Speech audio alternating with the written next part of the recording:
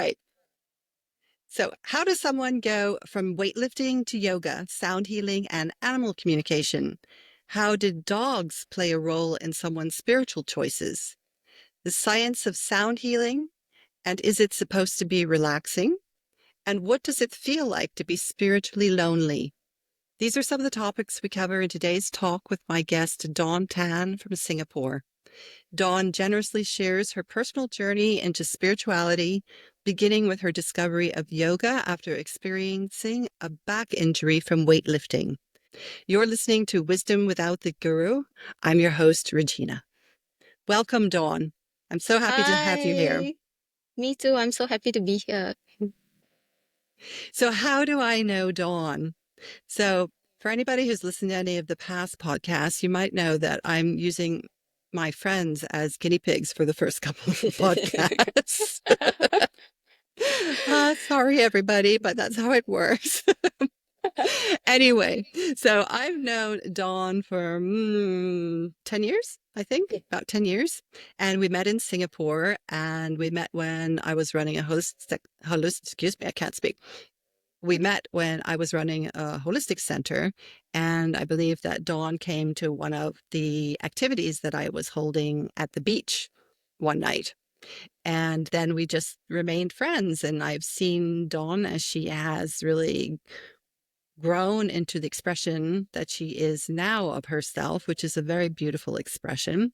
And not to mention the fact that she used to take these absolutely gorgeous, like 1950s style photos and post them on Facebook. It made me so nostalgic. And, I'm not that old, but it just always reminded me.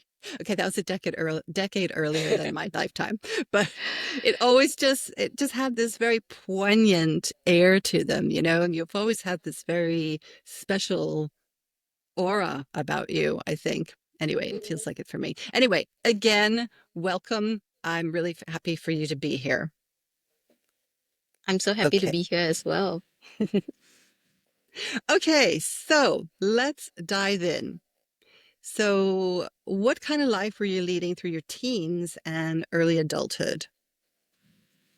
Well, like I mentioned, I've always been very, very physically active. So I did all kinds of things like running, swimming, dragon boating, you name it. I did it all. Oh, wait, what is dragon boating?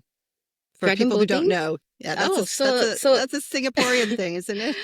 it's kind of like it's a communal activity where you all come into a boat, and the boat is shaped like a dragon's body with a dragon's head and a dragon's tail. So it's a group activity, kind of like rowing, but with a little bit of a cultural twist to it.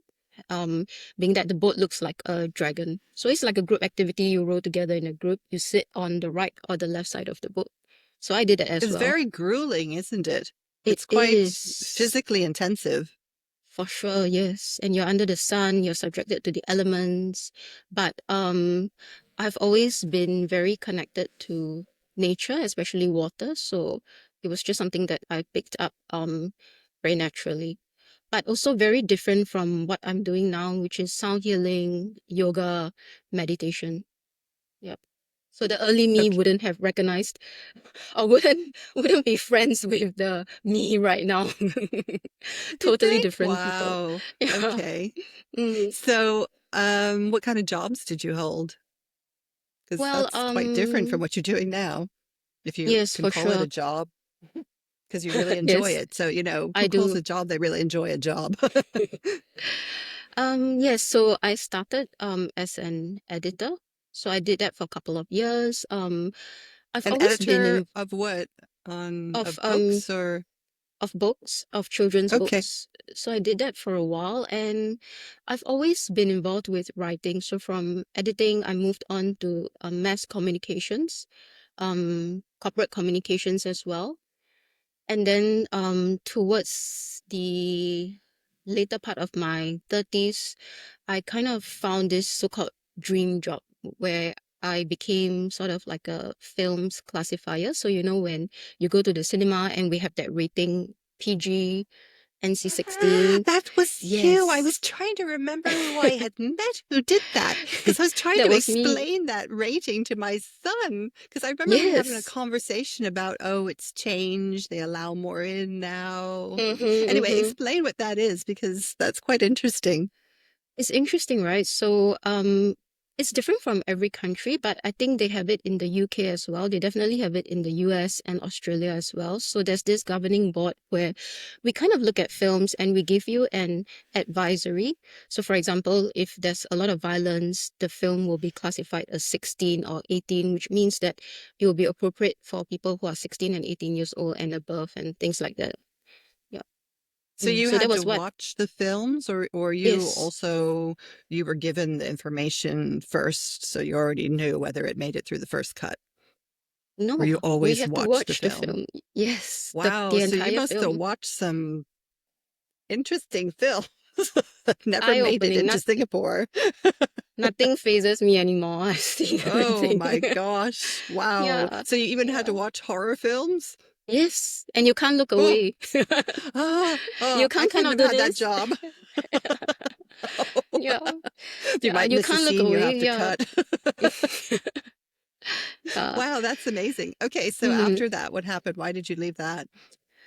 So you can imagine. I mean, I love that job as well. It wasn't like I was made to leave my job and find another job. But on the side, as I was doing all of that, I was also teaching yoga just on the side, like as a freelancer. So long story short, I watched films for 10 years and I kind of felt like, you know, I've reached this new chapter in my life where I feel like I would want to leave the corporate world and kind of spend more time with my dog and also to teach yoga freelance full time, which means I'm transitioning to becoming a so-called yoga teacher full time, but on a freelance basis. Does that make sense? I know it sounds a bit Yeah, it confusing. does. So you had started teaching yoga, but we need to back up from there because if I remember correctly, you said that you had been doing weightlifting. Yes. Yeah. And then that's how you started to get into yoga. So can you Hmm. sort of explain that a bit more? Wow. I think we have kind of like mixed up the timelines here, but that's fine. That's okay. Clarify Yeah. them. Yeah, yes. So I I picked up weightlifting after a very disastrous breakup when the relationship came to an end, and like I felt like that was when my world came crashing down. And weightlifting was after dragon boating and all of that. So it almost felt like I had so much emotional pain to process. I had to sort of feel physical pain, physical intensity, extreme of emotions to kind of overcome all that hurt and pain that I was going through.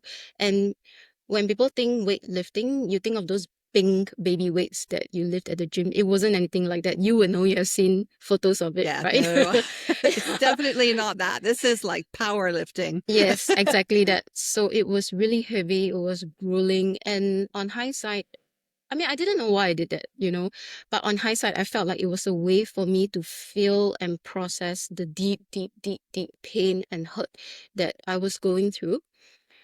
And because I did so many extreme activities all over the years and then plus weightlifting after that bad relationship, I kind of felt like I needed something to counter all of that. And also along the way, not because of weightlifting, but somehow over the years I started to realize like, oh, I have this very bad back pain, backache, back injury. And my physiotherapist was like, maybe you should kind of like go easy on this kind of intense training and have a look at yoga that might help you, to kind of manage the back pain a little bit. And so I did that. My first yoga studio that I went to was a hot yoga studio. I mean, if you have done hot yoga before, you would know it was one of those crazy, No, like, I never wanted to do hot yoga. I see people do it. I used to see people doing, there was one place on Orchard somewhere, people in this big room and they were just sweating and sweating and sweating. That's what hot, yes, yeah, explain what hot yoga is it was for people who exactly don't that. know. It You was exactly sweat. that kind of yoga. It's crazy, right? So, like, even when I started discovering yoga, I still went for that extreme of sensation, extreme of experience, where I would put myself in a room where it's like 40 degrees with like 20 other people and I was sweating profusely. But somehow I found release in that. I don't know, Regina, I think I needed to feel that intensity of emotion and to put myself through all of that to process and kind of get over the pain and hurt that I was feeling inside and emotionally. So that was Well, how I kind of discovered yoga.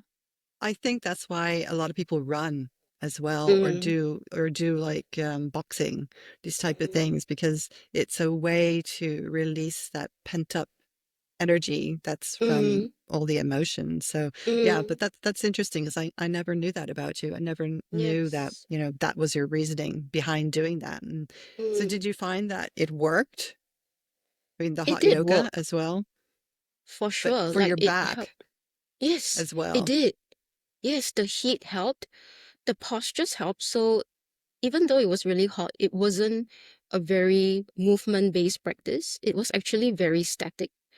And every single class, the number of postures, the type of postures, even the dialogue that the teacher says, it's the same every single class. So in a way, you have a chance to kind of get better at it, to kind of understand the poses, understand what it is that you're supposed to do. And coupled with the heat, I think that kind of helped manage my back pain a little bit.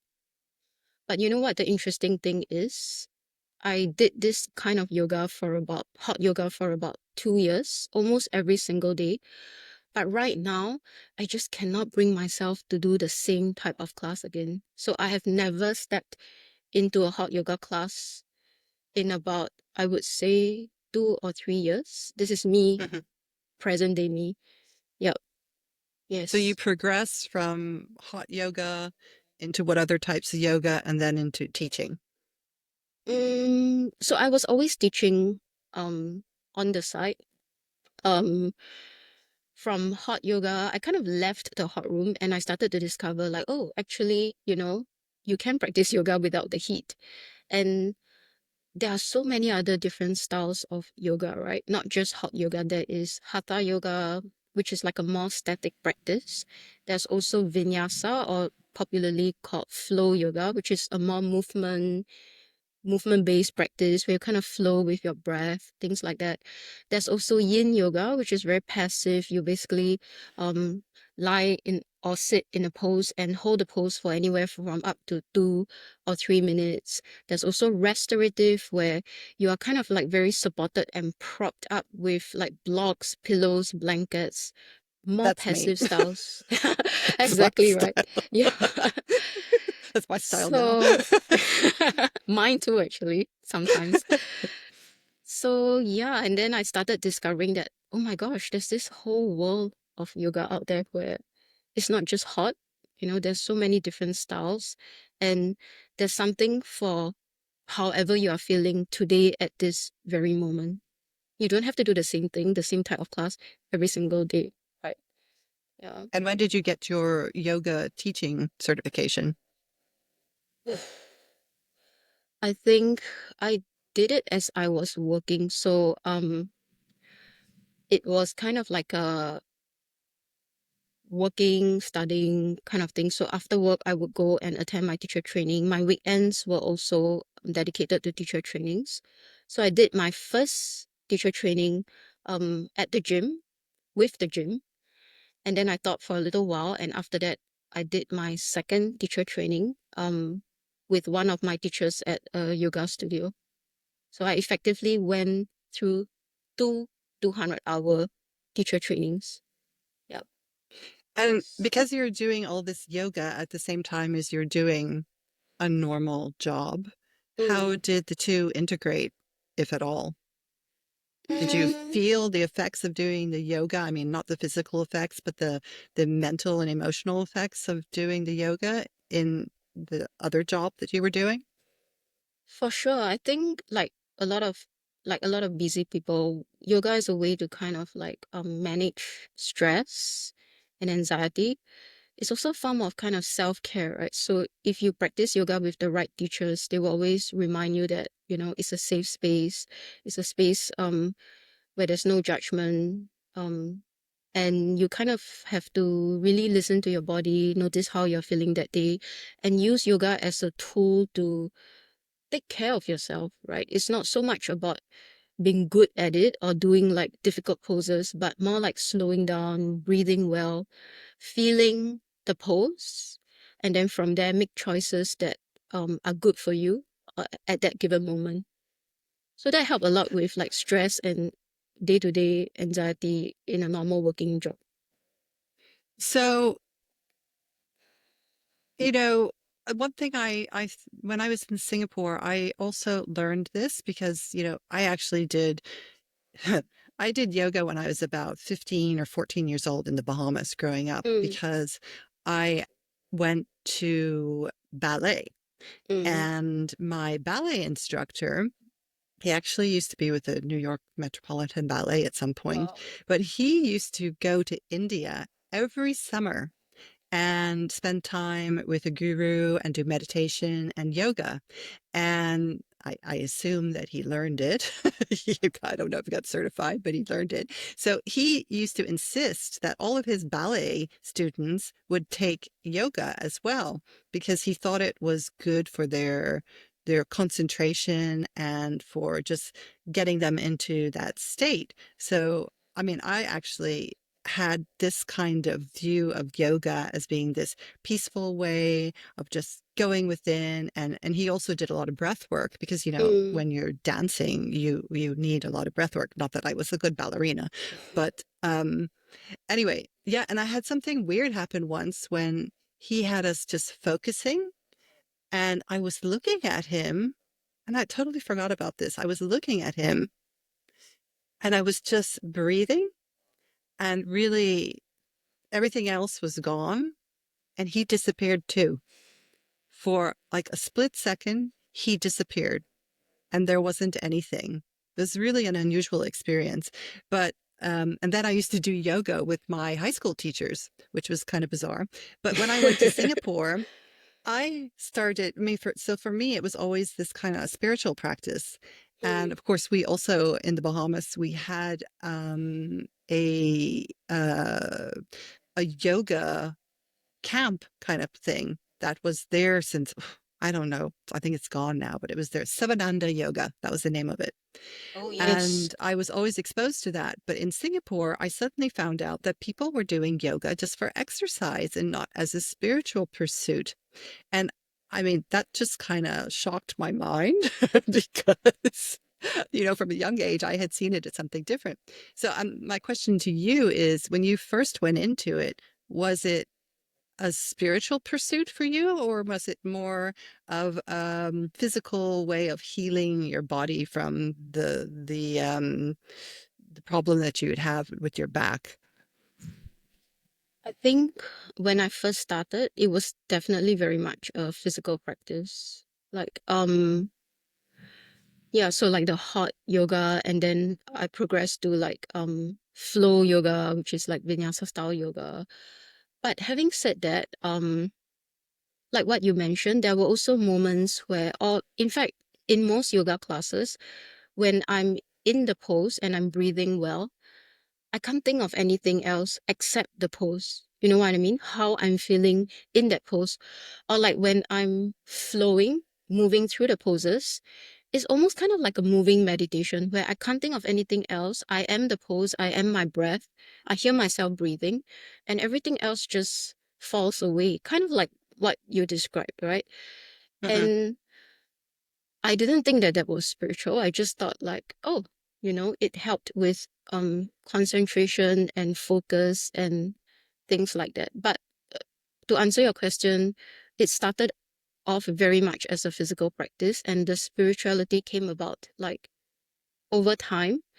and not just through yoga alone, but through other modalities as well. And of course, things happen in life, and then you kind of grow from them, right? And I guess that it all adds up and contributes to this journey of spiritual awakening, I would call it. Yeah. So, is there a particular moment? Excuse me, let me rephrase that. Swallow here. Can you think of a particular moment in all the years where you've been practicing yoga that stands out as you had an insight or you had a realization or you suddenly felt connected to something or Not particularly. To be perfectly honest, I mean, every practice is special to me, as in, I feel yoga, I leave a yoga class feeling more like myself. Does that make sense? I know it Mhm, doesn't happen for a lot of people, but like if I don't go to yoga, I'm anxious, I'm grouchy, I'm very fast to react, lose my temper. But I go to yoga, I focus on my breath, on my body, and I let all of that go. And after class, I'm like, hi, Dawn. Welcome back. I feel like myself again. Sometimes it almost feels like I've gone for kind of like a massage, and then mhm, I've woken up and it feels really nice and amazing. Of course, it's painful in a way, but like not painful as in it hurts badly, but like every kind of physical movement, there's work involved, right? So you show up mhm. on the mat, you practice, you find that place where you feel like yourself, you connect with your breath and your body, and then you remind yourself, like, this is why I practice. And then you leave and real life carries on. Like I remember I had this very good teacher, and he said, I had this student who kept asking me, so what's going to happen after I learn this pose? What's going to happen after I learn this pose? Is there something more difficult, more complicated? And the teacher told me, he said, like, after you practice, you go back to your real life and you live your life, nothing life changing is going to happen. And then you come back tomorrow and you practice again, and then you go back to your life again, so I guess little nuggets of wisdom like that kind of helped me realize, like, I mean, some people might have a big spiritual awakening, a big moment of realization, but for me, it's this little pockets of like, I need to come back to my practice. I need to come back to myself to feel like myself again.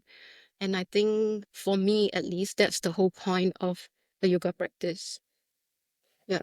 And is part of that also because you're doing meditating as part of the yoga practice, or do you do that separate? I definitely didn't do any kind of meditation in the beginning. I mean, I was guided. My teachers The would guide meditation me. was get me through this 45-minute class. Yes. Oh, I was so resistant to it. And I Why? was, it's difficult, like some people find that it's easy, but for me, it's difficult to be still, right? Like I'm someone who likes to move and run and do 10 things at one time. So like to sit and be with my breath, is there anything more boring or like harder, So like I avoided it. If I had to do it in class, like breath work and meditation, yes, but like I wouldn't sign up for a meditation class. Are you crazy? Like 1 hour of like sitting and breathing and connecting with yourself, right? But then that's also what was I trying to avoid, you know?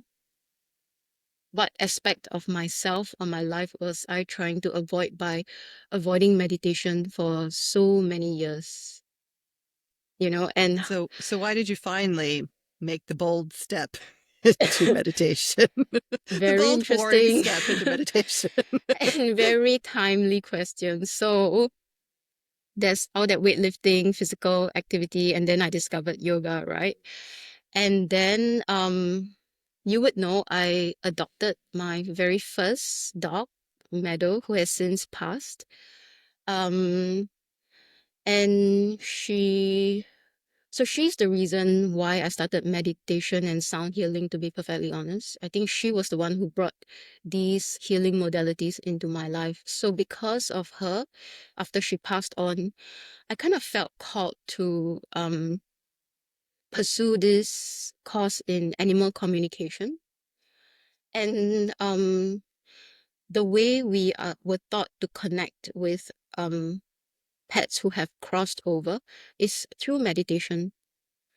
So it was torture. I can tell you that, Regina. It was like we had 3 days of training, and the first day of training was just visual and um seated or lying down meditation for like an hour.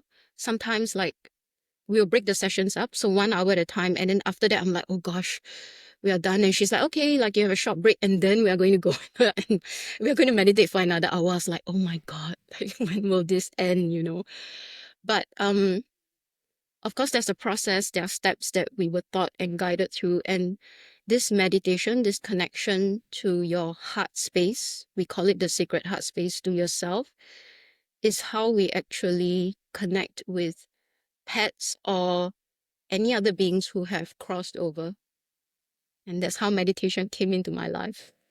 Oh, wow. I mean, that's a Mm-hmm. beautiful way. I mean, and you're not the first to say that it was boring and they struggle with it. I mean, I've spoken to a number of other people on this podcast who have problem meditating. But I know for myself, I actually got into meditation because years ago, not too long after I first got married, my husband was diagnosed with a type of cancer and prostate cancer. And it was quite rough. And after that, I mean, I knew a friend who did Reiki and was into that whole thing. So I started going down that path. But one of the things that I used to do is I would get up every morning and for 30 minutes, and I would get up early. And I really don't like getting up early, but I would get up early and I would do the yoga nidra meditation Yes. Mm. for half an hour. And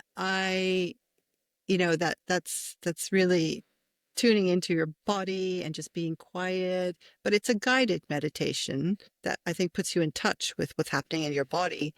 And I really, really felt myself calm down because of all the anxiety and the stress and whatnot that I had been experiencing with that. And of course, Mm. at the same time, I was starting to walk in the forest as well. So that was healing. But I really, really felt what that meditation for that 30 minutes did. And it didn't happen immediately. I maybe felt it 3 or 4 weeks after I was doing it. Mm. And that's when I could say, wow, I do feel a difference. Because I mean, what is your experience when you do meditation? I mean, the shift doesn't immediately happen for you, does it? It takes time to, yeah. For sure. So the animal communication course, the sub term was it for it was um initial activation. So like some of us in the course we haven't meditated at all, and we were guided through very grueling sessions of meditation, and also from that learning how to connect with pets who have crossed over. And that was 2 years ago, and I think it was definitely very powerful. So maybe about it took me about 2 or 3 months to kind of process everything. I kind of felt like that session, that course kind of opened up something in me. I can't describe it, but I had this day where um I was just walking through Singapore. There are not a lot of trees, but there was this patch of green where there were a lot of like very big trees overhead. And I remember I did my morning meditation. I practiced my meditation, and I was just walking to work, and I passed this green patch where there are so many trees, and I just felt really moved. And I felt like I was connected to the trees. I felt like I was connected to everybody around me. And I just started crying for no reason. And you were asking, like, do you ever have a spiritual awakening? I think that was my spiritual awakening. And that cheesy term you hear all the time, like we are one. Even in yoga, we say that all the time, right? Like we are one, there's no division. I think that was the time where I strongly felt that. And I was one with everyone around me, people who would annoy me in the trains. I was one with the trees. I was one with the plants. And I was so moved that I just cried, you know? And you had And probably walked past those same trees, that same spot before and not oh, felt that way. for years. And Yeah. I've never felt anything. There's nothing special about it. But now, whenever I walk past, I feel like the trees are talking to me. Hmm. So everything became different from that day on. Yeah. It took Okay. months. So like to answer your question, it wasn't like an immediate thing. I still hated it after the course, but I stuck with it. Like I practiced because I wanted to get something out of it, right? I wanted to learn how to communicate with my pet who has crossed over. So I stuck with it, and it took, like what I mentioned, maybe about 2 or 3 months before it kind of started to make sense, and my body and my heart and my soul, for lack of a better word, kind of caught up and like, oh, so this is what it's all about. And that was, I feel like my so-called spiritual awakening. And from there, it just kept growing and growing. And Yeah, did you feel that you were able to connect with Meadow, your dog who had passed? for sure. With Meadow, with my friends' pets as well, they would come to me and they would ask me for help. And I would do my best, to connect with them. Sometimes I connect with trees. Hmm. It's really strange. I mean, it sounds ridiculous, but I know you get it, so I'm not afraid to say it. Plants, trees, sometimes water when I'm out by the sea, by the ocean. I always feel better if sometimes I feel bad and I'll just go and sit with the trees or go for a walk, be near a body of water, and immediately I would just feel better, you know? Yeah, So because that's actually how I think I first met you. Didn't you come to one of my things where I was trying to clean up the energy in the water? I yes, think, I think it yeah. was like a moonlight meditation session by the sea. It was beautiful. Yeah. Mm, Mm. thank you. Mm. Well, talk a little bit about animal communication. I mean, kind of explain to people what exactly this is, because it's not just connecting with pets who have passed over. It's more than that. Mm. Can you talk about that a bit? So the course is, like I said, the subtitle was initial activation, but it was also a healing course. So I think the meditation that they led us through, um, did several things. Of course, she taught us how to meditate. She also taught us how to connect to the space of our heart, which is how we connect with pets who have crossed over. And it was also a healing um meditation. So in a way, you were healed through the course as well. And only when you are able to heal yourself will you be able to be in a better place to kind of connect with others. Does that make sense? You mean when you say heal yourself, you mean the hurt from your pet passing, Yep. that particular healing. Yep. Okay. The hurt from your pet passing, or like any other hurt that you might be suffering from, but specifically, yes, from your pet passing, because it was like an animal Hmm. communication course. Yes. Yep. So it sounds a bit out there and woo, but how we were taught to connect was basically to connect to the space of the heart. Or like, for lack of a better word, um I would say it's your intuition. I would Hmm. think so. To kind of like practice to trust it, to first be aware of it even before you can trust it, right? And then after that, um you will realize, once you have practiced the meditation and once you have connected to your intuition, you realize how it gets buried um among the noise of our day-to-day lives, you know, and it becomes something so alien and foreign that you don't even realize that it exists, you know. And the thing about animal communication is everyone can do it. You don't have to be an expert. You don't have to like pay thousands of dollars for a course. But the fact that it's connecting to yourself, to your intuition. And because we have lost this ability to connect, be or trust our intuition, to listen to our intuition. And like I mentioned, we don't even realize that it's there. So for a lot of people, they feel like, I can't do it. Like, how do you do it? You know, how does that happen? How does that work? You know? Yeah. Mm. Yeah, I think a lot of people think that in order to communicate with anything, you have to have some special gift. But I think that it's slowing down and paying attention and tuning out all the other stuff is when there's that communication. I mean, it's when a communication happens between people as well, when you truly hear what the other person is saying and not saying as well. So, So true. yeah. But are you also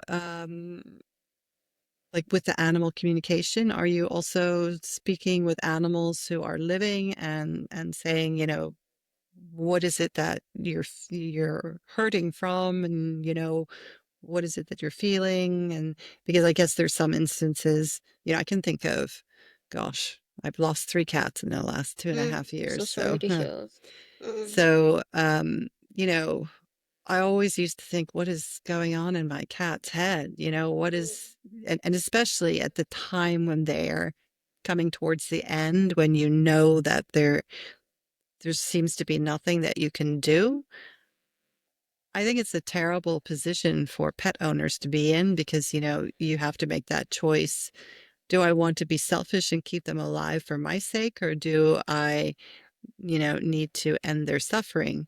And, how do you communicate with your animal to know what the animal is thinking?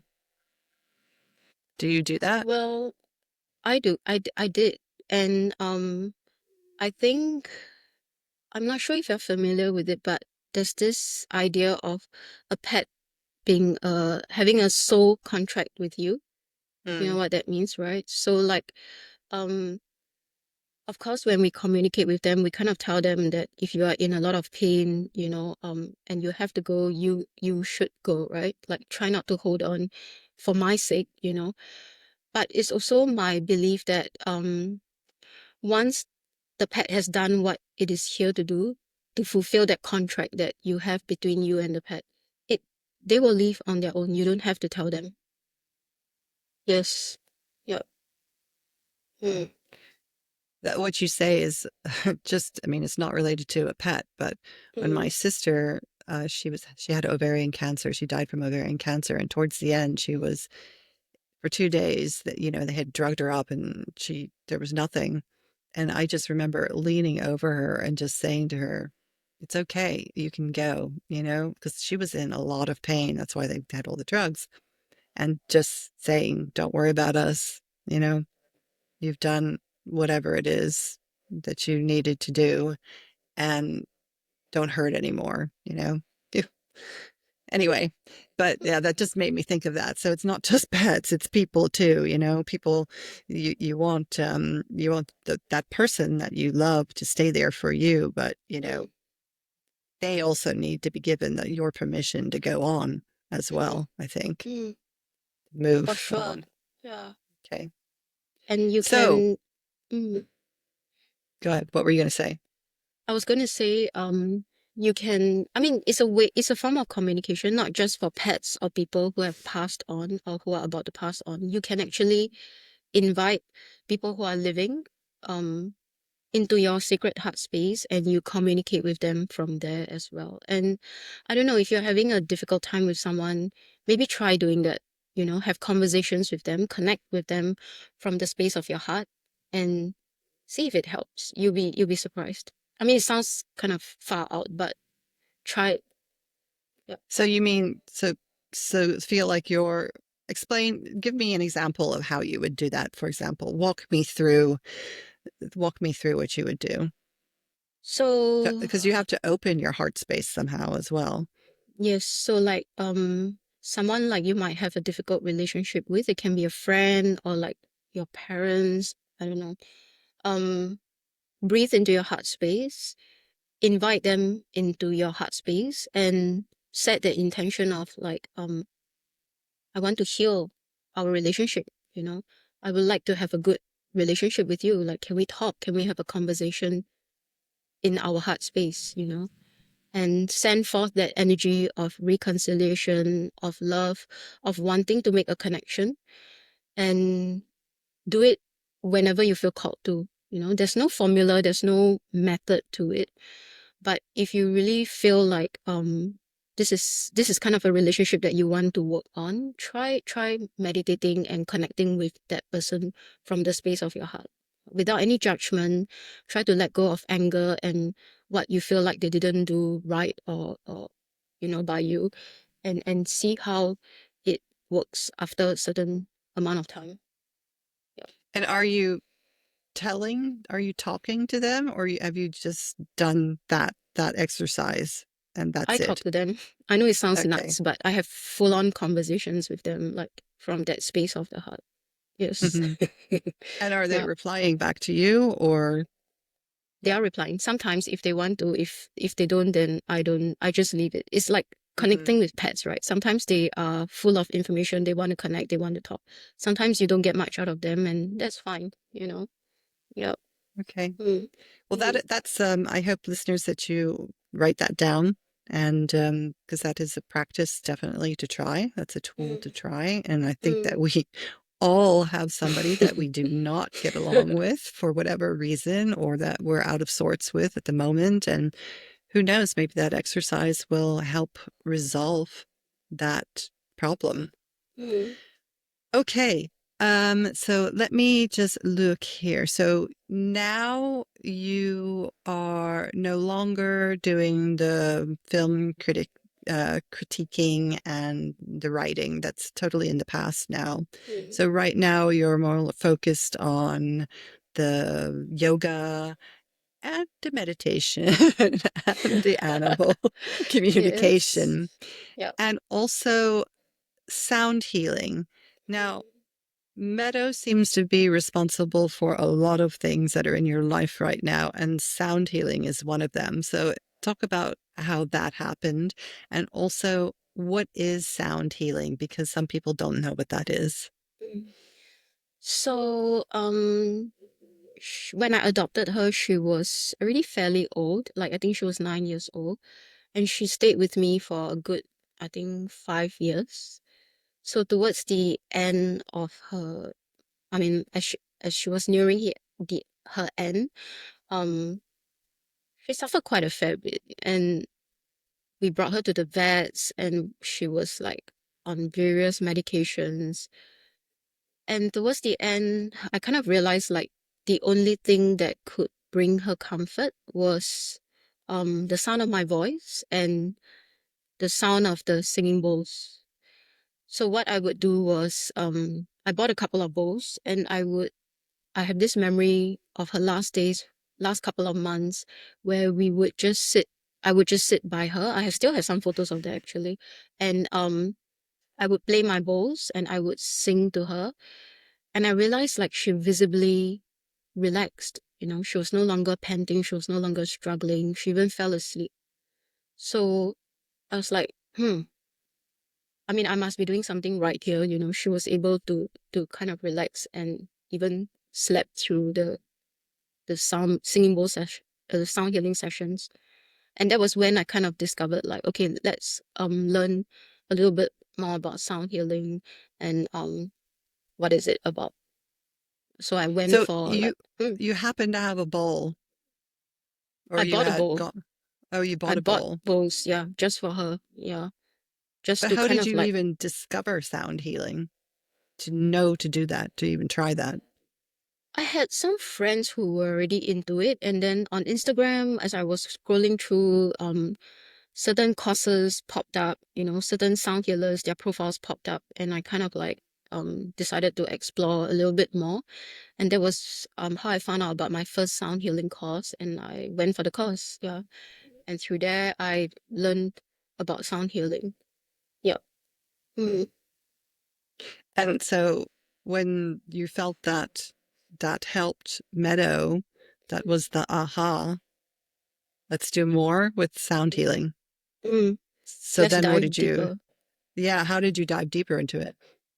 Well, I started playing with the bowls more. I also so I got certified, right, basically in sound healing, and I started facilitating this sound healing sessions at the gym, at small yoga studios that would kind of take a chance on me as someone who's like really new. And for me personally, I find like sound healing works really well when coupled with the more passive styles of yoga. So my favorite thing to do is to have a yin class and then end the class with a sound bath or some sound healing. To me, that's like perfect, you know. Hmm. So the yoga poses work on the physical, the sound works on the physical, but also mental and emotional as well. And I think they just complement each other very, very well. Yeah. So have you ever tried actually that you don't facilitate the yoga, somebody else does, but you play the bowls throughout the entire yoga session? I haven't tried that actually. That would be interesting, right? So like you Yeah, mean that could be interesting. having the bowls playing in the background as they are practicing yoga. Is that what you're saying? Mm, I haven't actually done that. So what I usually prefer is I will guide them through more passive poses, like yin poses where they are still and they hold the poses for 2 to 3 minutes. And then after the yoga, I would end the session with a sound healing. hmm. Yeah. Mm. Hmm. Yeah, but that's something worth exploring, especially with these more passive poses. Mm. Yeah, because I think it's quite interesting when you're holding certain poses in yoga, the kinds of things that can be released, and that maybe Mm. the sound might be an element Mm. that adds to the release of whatever that is. Mm. Because when I did yoga in Singapore, it was at the time when I had that huge energy and all that stuff going through me. And I mean, Mm. they weren't playing bowls in yoga, but I was doing poses in yoga, and Mm. I would have reactions to the pose itself Mm. because, Mm. and, fortunately, my yoga instructor knew what was happening to me, might have freaked out Mm. everybody else in the class out. But Mm. they're like, no, no, don't worry about Rachita. She's just releasing energy, releasing Mm. stuck energy. Because, it Oh. wasn't a very pretty visual sight sometimes. It was Mm. very physical. Mm. It was like my whole body would arch from the pose Mm. that I was in, Mm. but the yoga was a way of releasing stuff Mm. as Mm. well. And I think Mm. not only releasing, but maybe allowing room for something else to come in. So Mm. yeah, I think you should try that. I think that would be really Mm. interesting to do it with the sound healing at the same time. I do that with my Definitely. yoga nidra sessions though. So like as I'm guiding you through this visualization process of like or rather feeling the body part and relaxing the body part, I will be playing the bowls as I'm speaking. And then once you're completely relaxed, I would stop talking and I will just continue with the sound session. So I think that works perfectly as well. That's something else that I really love. I Mm. think that you should record yourself doing that. I really think that would be fantastic. You should Mm. do like a, 30-minute yoga nidra that Mm. you're leading and sound healing at the same time. And Mm. I Mm. think that would be quite interesting to see how Mm. people receive that because, you can't obviously be there in person every time. So Mm. some people might like to have that to take away. Mm. So Good idea. just giving you ideas. Yes. Like, I would like that, Dawn. Thank you. Happily listen to that audio. All right. So let's see. You talked to me before about the science of sound healing. It's not just this woo-woo thing. I think people sort of have this vision of sound healing where people have all these bowls around them and all these, Mm. different types of instruments that make sound like gong or didgeridoo or Mm. rattle or whatever. Mm. But what is the science behind sound healing? So it's actually, I'm glad you asked the question. So it's actually really, really, it's scientific, right? So, let's leave all of that aside, like energy, vibrations. Let's not talk about that, okay? From a purely scientific basis, sound healing sessions work because they shift your brain waves from this alert state to a more relaxed state, right? So this alert state is what we call beta, right? And this more relaxed meditative state is alpha. So these are brainwave states. They are measurable. It's nothing woo about it. If you have the devices, you can hook yourself up and you can actually see this happening, right? So through sound healing, through the resonance that are produced by the sound instruments, the bowls, the brain waves go from beta to alpha, where you're kind of relaxed, more meditative. And then you go even deeper to theta states. And this is when people who are a little bit more, um, I would say spiritually aware, they have spirit guides, they start to receive downloads. They might start to talk to their guides. Some people see colors. Some people feel sensations. Um, but all of that aside, this theta state is where your cells regenerate. It's scientific. It's not made up. So, which is why we say that sound healing is healing, right? On a physical level, if you to get to that theta state, your cells regenerate, muscles repair, so you heal, right? But also emotionally, mentally as well, there might be some kind of release that comes up in a sound healing session, just like what you mentioned just now during your yoga session, right? Where you feel certain things, or you get, some people cry, you know. Hmm. Yeah, some people feel frustrated, anger. It's all valid. It's all a process of releasing that comes about through the sound healing. Yeah. So Mm. basically, what you're saying is if you go into sound healing, think you're just there to have a little snooze and relax, that might not be the case. I mean, of course, there's nothing wrong with having a little snooze and relaxing, but I mean, if someone were to ask you, like, why do you want to go to a sound bath? Like, you're paying money just to listen to like singing bowls. Don't you have anything better to do with your time? I mean, you can tell them, you can share a little bit about the science behind it, why you do it, and then it doesn't sound like it's so far out and woo anymore, right?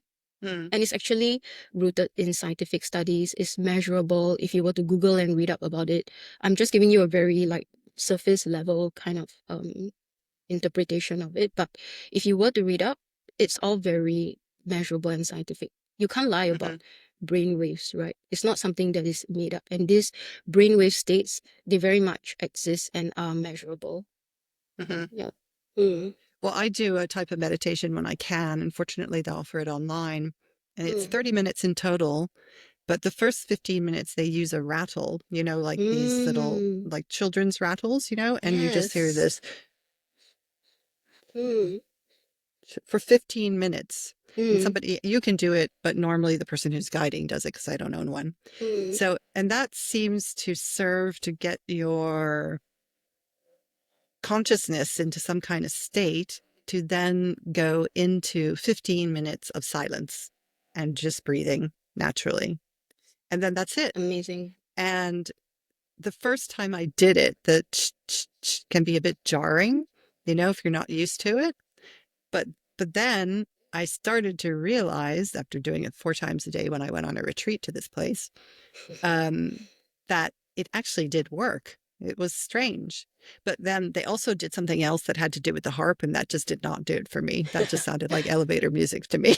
So it didn't work. But I mean, in terms of sound, for me, if I hear the wind in chimes or the wind rustling through trees, I immediately calm down and relax and feel in a different space. And it's Mm, the same with birds twittering as well, but mm, mm, not the same type of state of relaxation, but mm, especially the wind in the trees. When I go to the forest, mm, I just love that. I would just sit there and listen to the wind as it goes through the trees. mm, mm, So I know that you work with various types of instruments. It's not just singing mm, bowls. You mm, work with other things as well. So what are mm. they?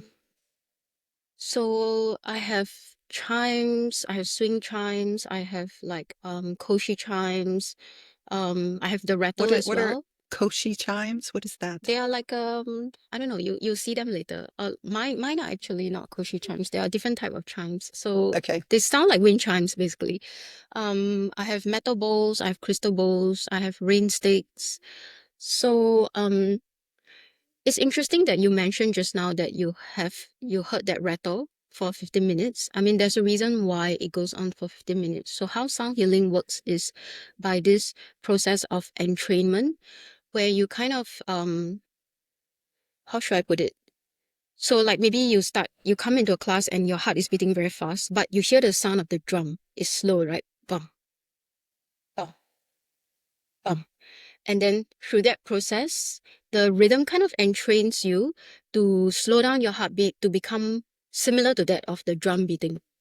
So that's why you need time. It's not going to happen in like 1 minute. Like you play the rattle for 1 minute and then you move on to another instrument for 1 minute, which is why sound baths are like 45-minute sessions. You need time for that entrainment to happen. You need time for your heartbeat, whatever it is, to kind of slow down and sync with the whatever instrument that is being used at that moment. Yeah, and we have different types of instruments because they all have different purposes, they all have different frequencies, right? So you were mentioning that you like the rattle.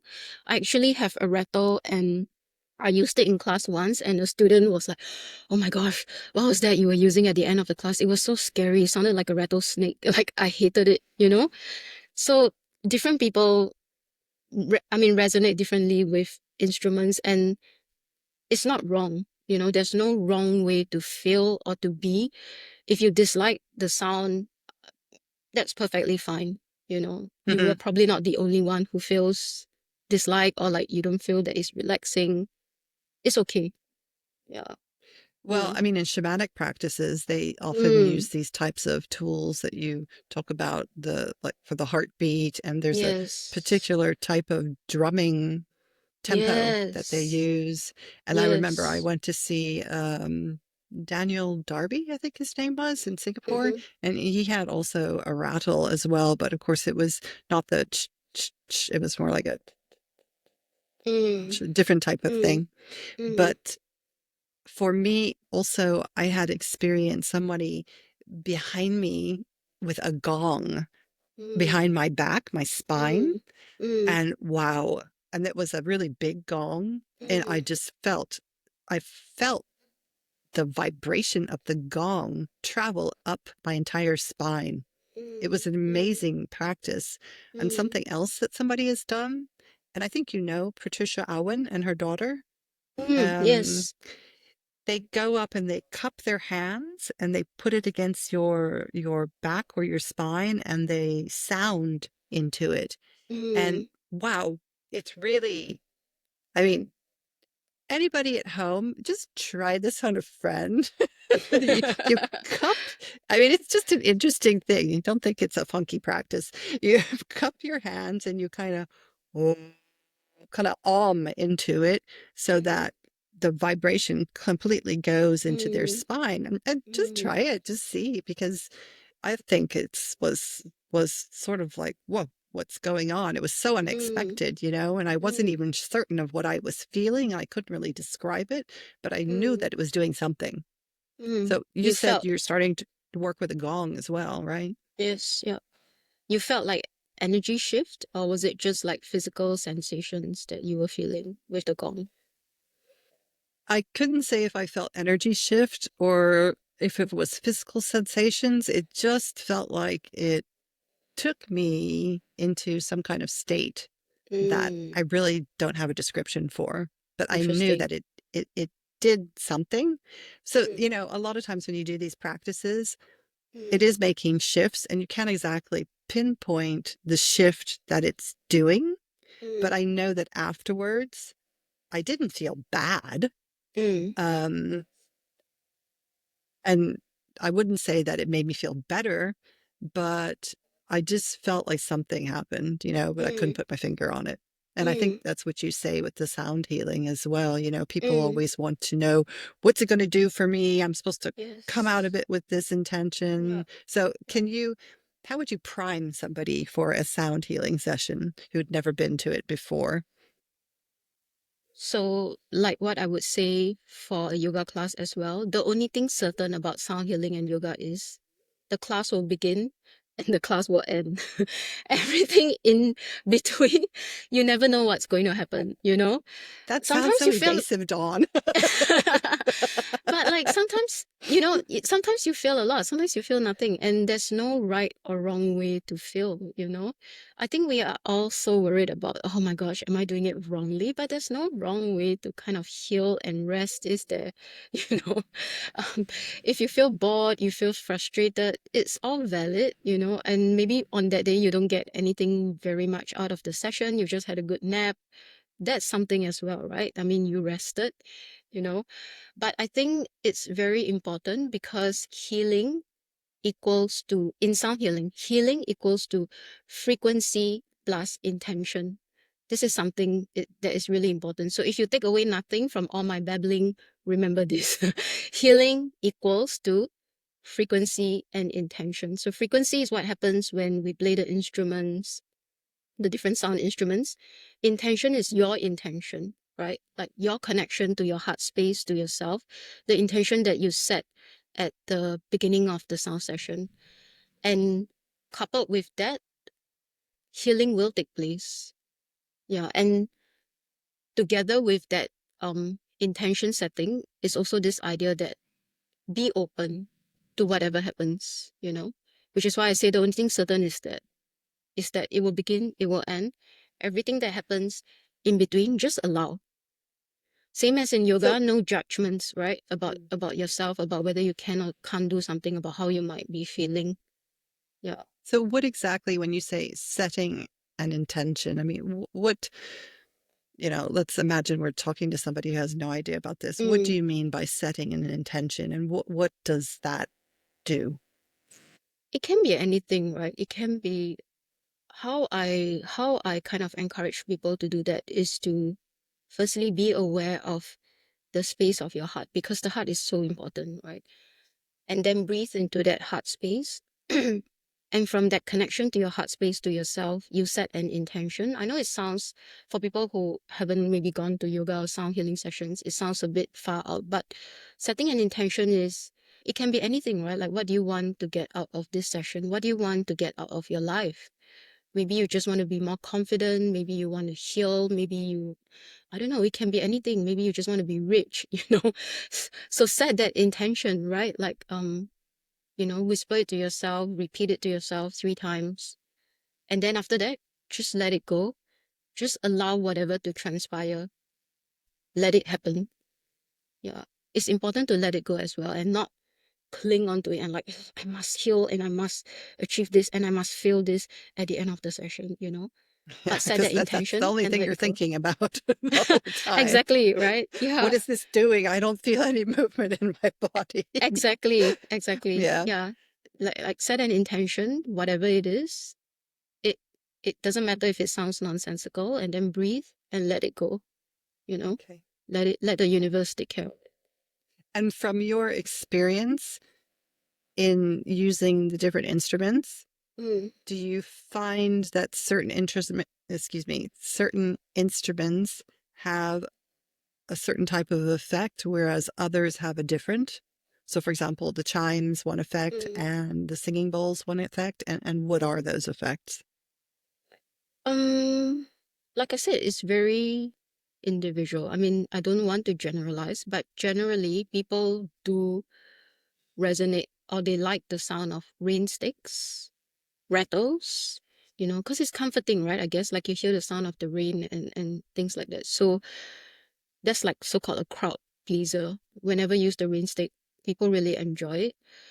Um, some people love the crystal bowls. I don't know whether you have heard them. They are like higher I have one. tone. Yeah, exactly. Hmm. So like they really, really love it. I have friends who instantly connect to crystal bowls, and when you play the crystal bowls, they go into this different realm. They feel like they connect higher up with the higher chakras, if that makes sense. They Hmm. see colors, things like that.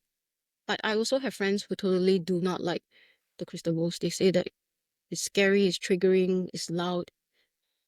Hmm. So it's very much, I don't know, it depends, right? On Hmm. on on who is receiving the sounds. Yeah. I just had a weird thought come in when we were talking about the chimes. Mm, As babies, not chimes, yes. excuse me, the rattles, as Mm, babies, mm, babies have rattles. mm, You're given a yes. rattle as a baby, Yeah. and Yes. it's something to play with. And like, Mm. I'm wondering if the reason some people like the rattles that is because maybe they had one as a child, It could be. and It could be.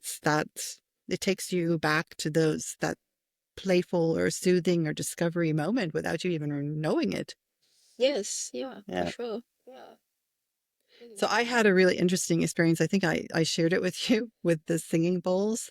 There's a crystal shop I don't know if it's still there in Singapore. And I used to go in there. Mm, And this was about the time that I was having all this energy and sensing all these things and mm, whatnot.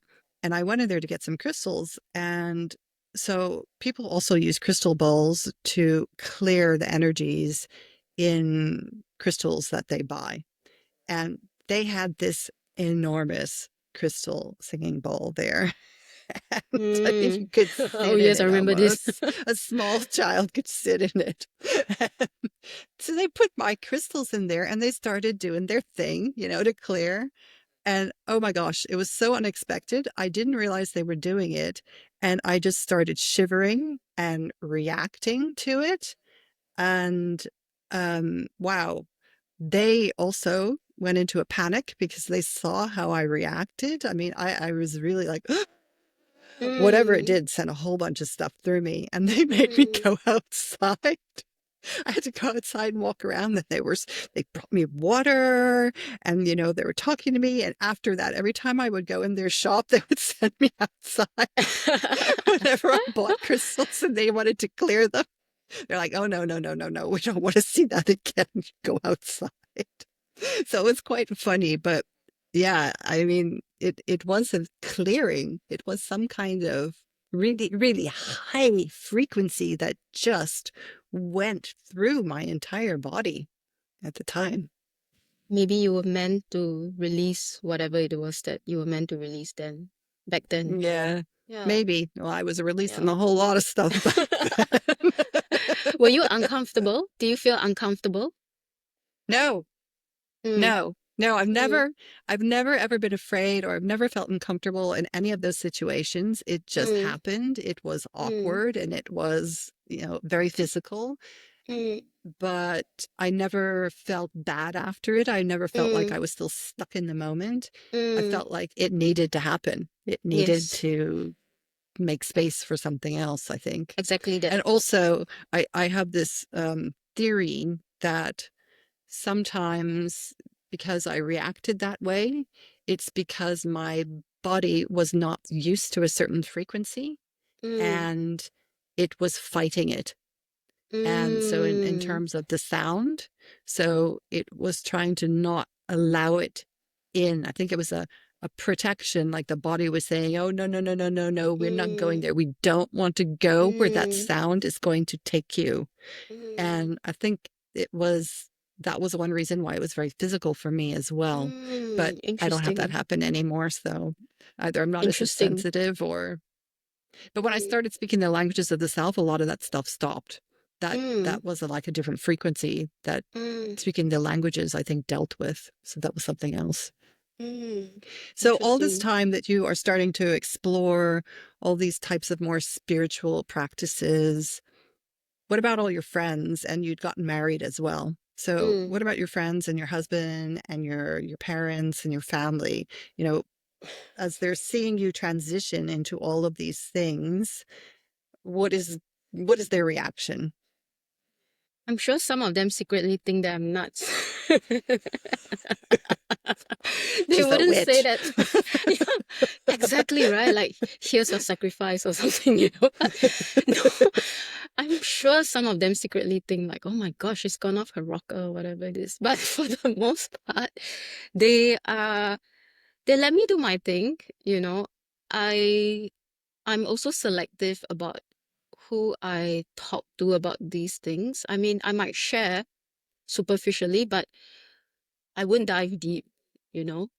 And I will never say things like, hey, you know what, you should come to yoga. Hey, you know what, you should come to a Mm, sound session. Hey, please come for my class. It's like I don't like to say things like that because I kind of feel like you have to want to do it yourself and you have to be ready to receive it. Nothing good will come out of forcing someone who doesn't want to do it to attend a yoga class or to attend a sound healing session. So in that way, I guess I do not push it upon them. If they want to talk about it, they want to discuss it, I'm more than happy to, but if you don't want to, that's fine as well. We'll talk about other things. Yeah. mm. Mm. And your husband, because obviously he's in the same space with you all the time. So you know what the interesting thing is? My husband used to work um at a charity organization with horses. So he was the one who introduced me to this animal communication course because his co-workers then all attended this course by this teacher who is supposedly very good, and they learn how to communicate with horses because that's what they were working with, right, on a day-to-day basis. So he's very open and very receptive to everything, but he's not like me. He's not so-called spiritual, if that Hmm. makes sense. Like he doesn't see colors. He doesn't talk to like spirit guides. He's very grounded and rooted in reality and the day to day. Very logical. Yeah. Which is maybe keeping the balance for you because my husband For is like sure. that too. He's seen so much stuff. I mean, he's seen those moments of, my son was only, 6 at the time. So he's having to explain that to my son. But I think my husband is like that too. He doesn't understand what's happening, but he sees it happening. So he can't say it didn't happen. And I know though that he does get frustrated when I start trying to say, oh, why, what is that trying to tell me? What is, this coincidence happened? What is this sign? What does it mean? And that's why he's got frustrated with me a couple of times about that. So he does, I guess, keep the balance as well, Mm, holds the space because mm, otherwise, I guess, if you don't have somebody like that next to you, you could spiral into mm. woo-woodom. For sure, yes. Yeah. I'm already on my way there. Has he ever been really shocked though? I've seen photos of your husband. He seems a lot like my husband actually. They seem really similar, like grounded, Yeah, yeah. logical. Yeah. No, he's never been if he's ever been shocked, he's not said anything. But Mm, no, I think he's never been shocked, but I know he's mm, not been happy once or twice with like the mm, languages when I've spoken them and the mm, situation. Because he's come to me the mm, next day and said, I don't know mm. who that was speaking, but they shouldn't have yelled. Still very So logical in his approach to yeah. And addressing I was it. like, that was me. But yeah, so anyway, but you know Mm, my mother had no clue what was going on. And I mean, mm, I have two brothers, and they don't really. I mean, one of my brothers apparently sees and senses some things, but for me what he mm, sees and senses is quite different from what I do. mm. But it seems to, after I've actually had more discussions with them, I found out, I think it's in a little bit in the family as well, and I didn't Wow, realize it. amazing. Yeah. Mm, mm. But do you ever feel spiritually alone because you don't, your good friends and your husband and your family aren't in the same pot that you're in? For sure. Yeah. I mean, sometimes I kind of feel like I don't really have anyone to talk to about things like that, like spiritual woo things. Less so nowadays because I've grown to like, I mean, through work and, I kind of found like a group of people that I can go to um if I ever need to make sense of things like that. I have some friends who are more in tune with their spiritual side as well, so I go to them as well. And I know they kind of understand and they won't think like I'm nuts. So it's nice to have that kind of support and to have someone to actually really talk to about things like that. Yeah. Hmm. But for a while, yes, I did feel lonely. Sometimes I still do feel lonely, like, it comes and it goes, right? Yeah. Mm. And have you ever, has somebody ever, well, for lack of a better word, attacked you for what you do because they just No, didn't get it? not really. They kind of just Hmm. leave me to my own devices. And like I said, I would never kind of like force it upon someone. I think it's the same for you as well, right? Like I've never felt like you were trying to push anything or like try to get me to, oh, come for this, try that. I kind of just say, this is what I'm doing. If you're interested, if it resonates, come.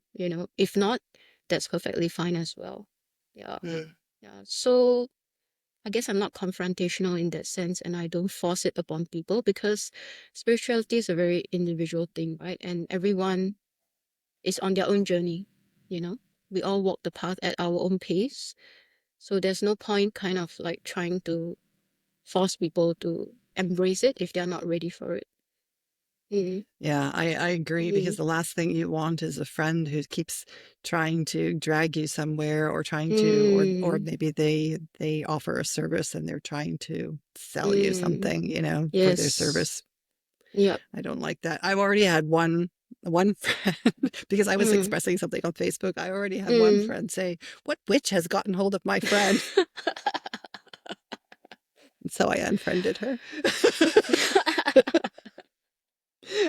But in retrospect, part of that was my fault. I was a little bit on a pedestal back then. It was when I first started, and I admit it that I probably spouted my nonsense in places where I shouldn't have, and in places where, people were not open to it. And that was the result. So in retrospect, I understand that was a lesson. But at the time, I was like, I'm unfriending her. I Okay, so in think, yeah, terms of other modalities, what else have you tried that you've, just kind of heard about, thought, okay, I'll give it a try, but then didn't work. I wouldn't say that it didn't work. So for a while, I was into tarot. I mean, I'm still very much interested in it. And then speaking of that, my very first tarot deck, I got it from you. Do you remember this? I You recognize had it that. shipped all the way from Europe. And can you believe it? It has been 10 years. It got to me safe and sound from Europe. I still use it today, till today. I wouldn't say it didn't work, I mean, it's still part of my life.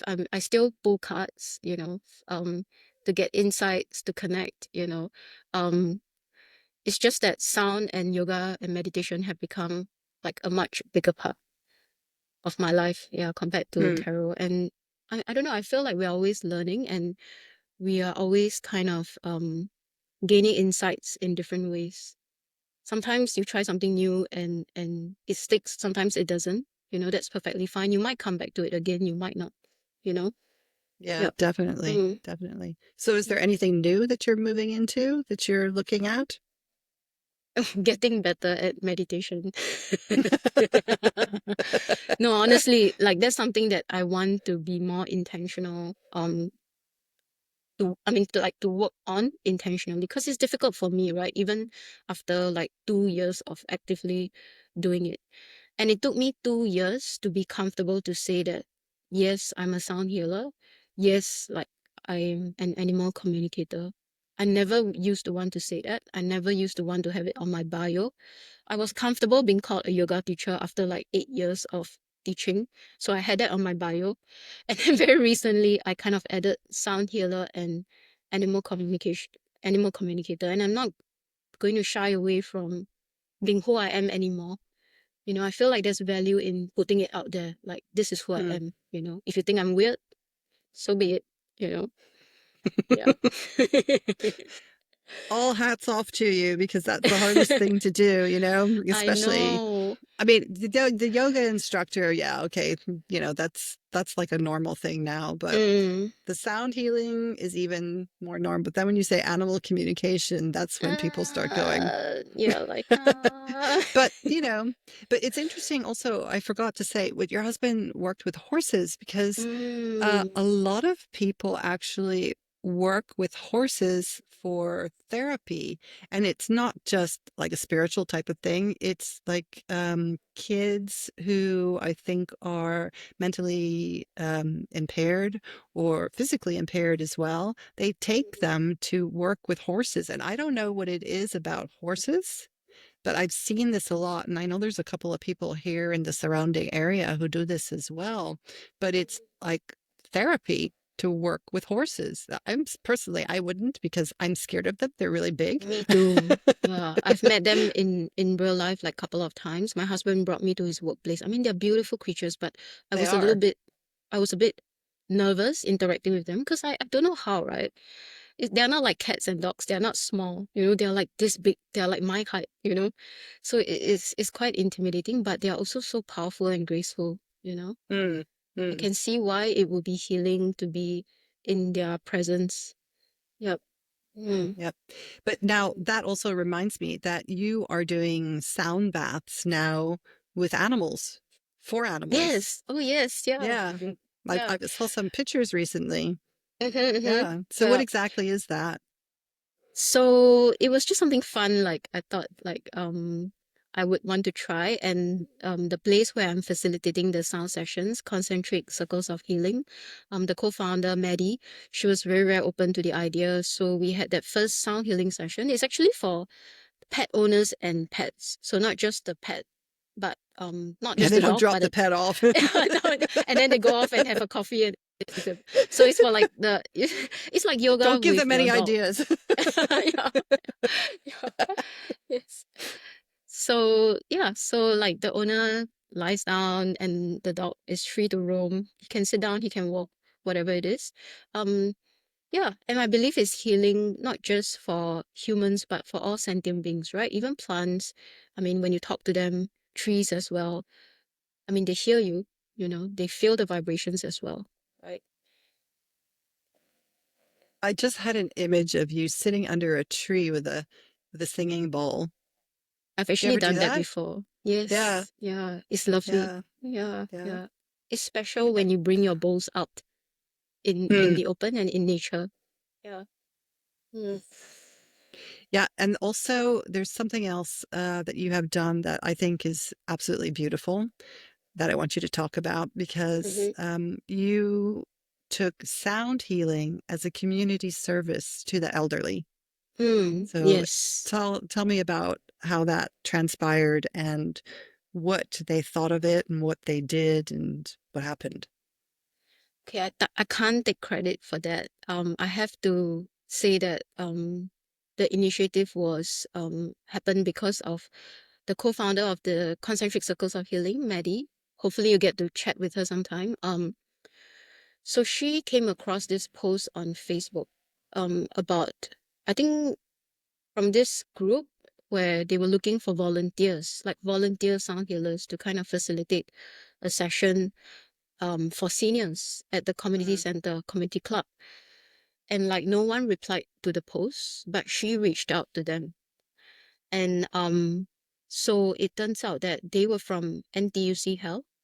And so Concentric Circles of Healing partnered with NTUC Health, and we brought a total of 3 sound healing and movement and meditation sessions to the seniors of Kampong Eunos Community Club.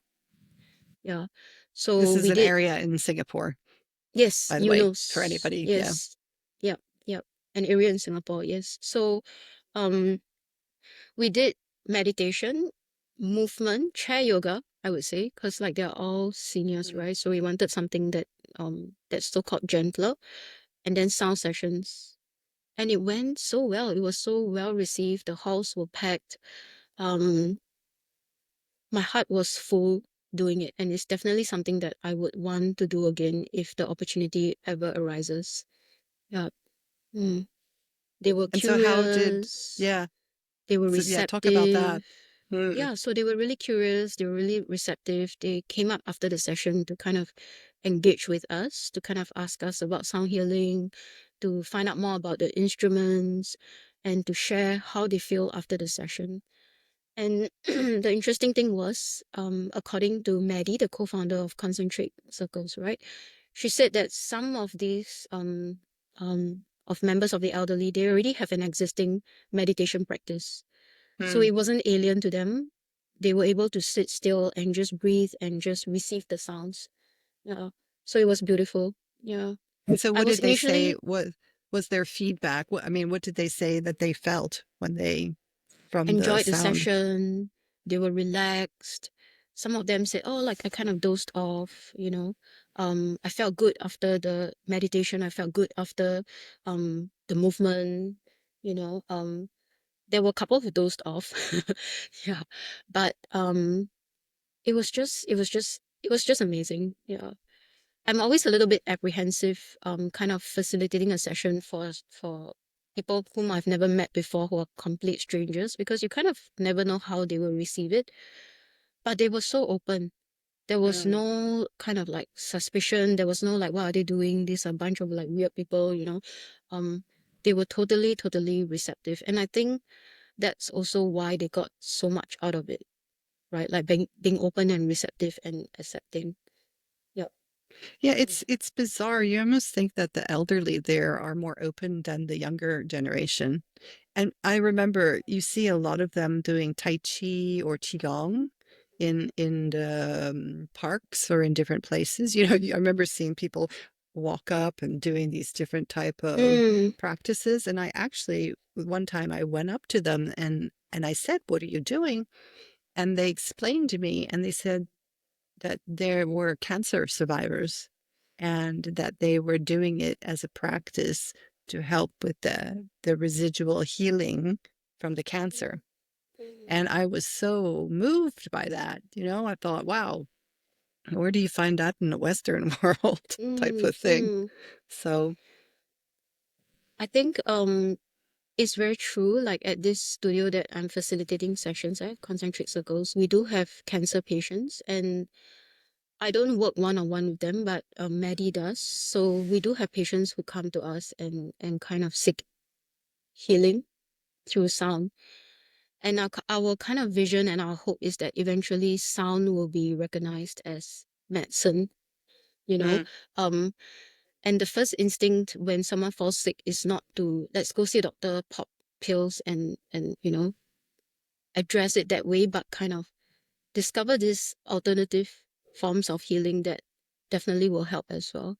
Of course, if you have a fractured arm and you're sick and you're suffering from a disease, yes, by all means, do go see a doctor. You know, we are not yes. saying that someone will hear everything and like you don't have to see a doctor, but try, consider it, be open to it and see what happens.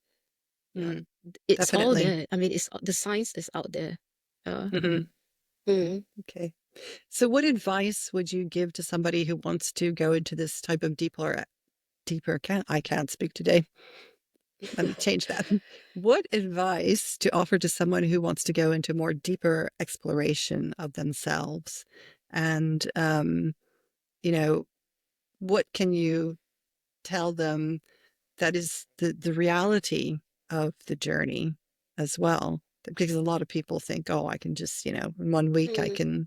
1 week's course and I'm much better. No, I mean, how long have I known you? 10 years. Hmm. I think like when I first met you, that was when I kind of the seed was planted, right? Like there's something out there that's greater than whatever is in front of me now, right? And that was how I kind of first stumbled into like spirituality. It has been 10 years, and I still feel like I'm just beginning and I'm just learning.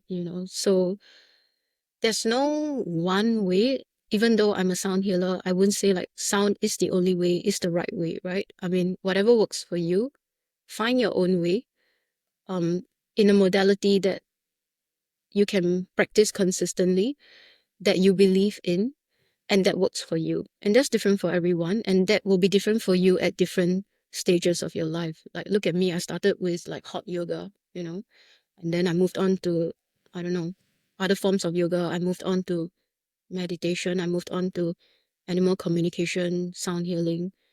So it's a process, right? And Hmm. it's a journey. But once your eyes are open, you can never go back, and you kind of plot on, even though sometimes it gets frustrating, like, what does this mean? Can someone make sense of it for me? There's frustration as well. I'm sure, I see you nodding. I'm sure you understand and you've experienced it as well, right? But the whole point of it is to experience it, I think. Mm. Yeah, and I think also it's important that people know, and boy, have I experienced this, that you plateau or you fall off the wagon. When I first came back to Belgium, within 1 month, my husband was diagnosed with acute leukemia. Mm. And, you know, from that point on, and at the same time, I was dealing with perimenopause. So it was so many things coming at me at one time. And I actually got lost in having to deal with what was happening Mm. and didn't almost. have or make the room for the practices that I had before. And Mm, it finally, it took me a good 4 years before I could, breathe and come back and say, okay, Regina, I felt so disconnected. And I hated mm, that. I really hated that because before when I was in Singapore, I really felt connected to everything. mm, I felt that there was this web of interconnectivity of mm, all life. And I lost that when I came here. And that is what I really, really missed. And that was one of the mm, reasons I finally started getting back into doing. And of course, I left behind some practices as well. Like you say, mm, it's not the same things that you're doing, like you left behind hatha mm, yoga.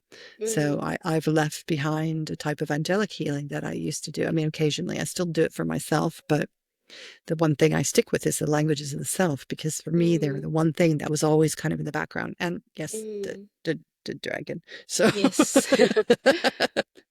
but yeah, thank you for sharing that. Um, is there an exercise? You had mentioned there's a type of breathing exercise you do for anxiety. There are so many breathing exercises that you can do for anxiety. I think when you're anxious, the most important thing to do is to pause, I think, like to stop. Just breathe, like close your eyes, take a very deep intentional breath. Inhale, exhale, let it go. There's so much release that comes in a sigh, you know. I think we don't even realize that. Sometimes that's all I do. Like there's nothing complicated about it. It doesn't have to be a pranayama. I just pause. I just close my eyes so that I'm not distracted. Take a deep breath, inhale. Let it all go. Ah. I make noises, I make sounds, and instantly I feel better. I do it a couple of times, you know. One thing that also helps me a lot is the humming bee breath. I don't know if you have heard it before. So it Hmm. sounds like you're saying but with your mouth closed, right? So it sounds like a humming bee. So deep breath in. Mm, mm. That really helps me It's with with the tongue anxiety. pressed against the upper palate, correct? Yes. Yep. Yeah, Mm. Yeah. yeah. Simple practices like Yeah, that. and I Yeah. know that you actually feel, I think when you feel You it up feel it, here. don't, yeah, you feel it, right? Like you Yeah, can kind of feel the vibrations as well. Yeah. Mm. yeah. So try that. That's the next, there's a two exercises that you can try at home for when you're Mm. feeling anxious. Mm. This breathing in and Mm. sighing or making sounds, and also Mm. the, what do you call it? The humming, Humming bee or breath. buzzing, the Yep, the humming bee. buzzing. Yeah, bee buzzing, Mm. the humming Mm. bee breathing as well. Try that Mm. at Mm. home. So, Dawn, where can people find you? If you're in Singapore visiting or whatever, or you live there and you're listening to Mhm. this, where can you find you? You can find me on Instagram, upward facing Dawn. So upward facing dot Dawn DAWN. Yeah. And this is a And type of yoga pose, by the way. Upward face. No, there's yes, downward upward facing dog. facing. Is there upward Yes, there's downward facing as facing. well? Yes, there is an outward facing dog. Yeah.